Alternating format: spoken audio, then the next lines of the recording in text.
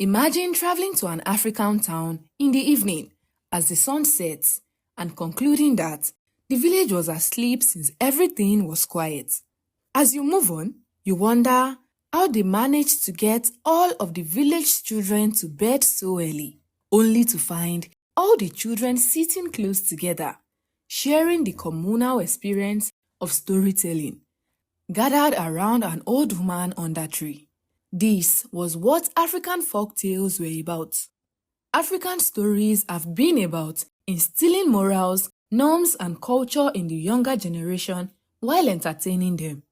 It was and continues to be a strong instrument for shaping children's behaviors and teaching moral values.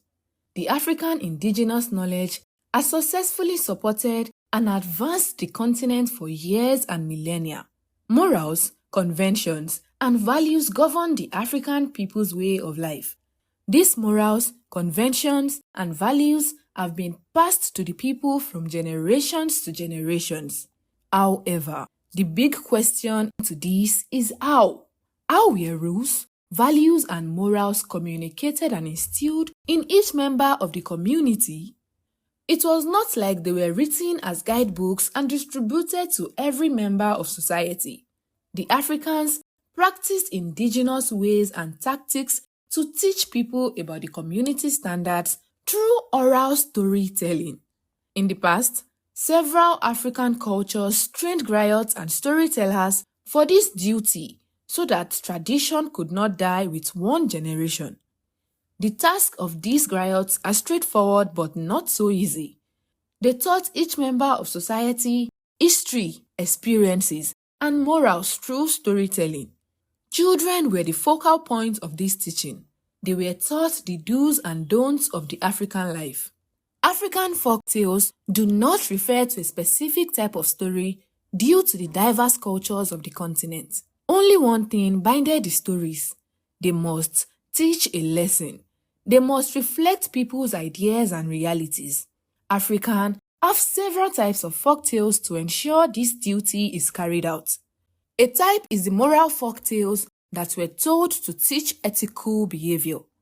Examples include Mungosi's bravery in choosing to fight for the gods of the land against the evil, Anansi the spider's cunning attitude, and how tortoise deception in various tortoise tales always leads to bad results, among other things. Religious folk tales revolve around the human-God relationship, that is, people reaffirming the supreme being's authority. These stories are told to instill morality in the audience by emphasizing the importance of obedience to God. Historical folk tales are stories about the people's past experiences, often featuring heroes and heroines who were believed to have received exceptional abilities or intellect from a higher force. Cosmological tales describe humanity's origins and the universe's formation. Ethological folk tales explain the cause of a situation, how things came to be, and why reality is as it is. The majority of these stories ended with dilemmas, which were intentional. This dilemma was aimed to raise intellectual questions rather than providing answers, allowing audiences to debate among themselves, take home messages, and make the story last longer in the audience's mind. Aside from the moral lessons transmitted by storytelling, these stories were practical educational instruments that would contribute to the community's prosperity. So, storytelling in Africa was more than just a way of passing on knowledge. It was a weapon for shaping faith. More practically, it is believed to have a significant impact on children's cognitive development.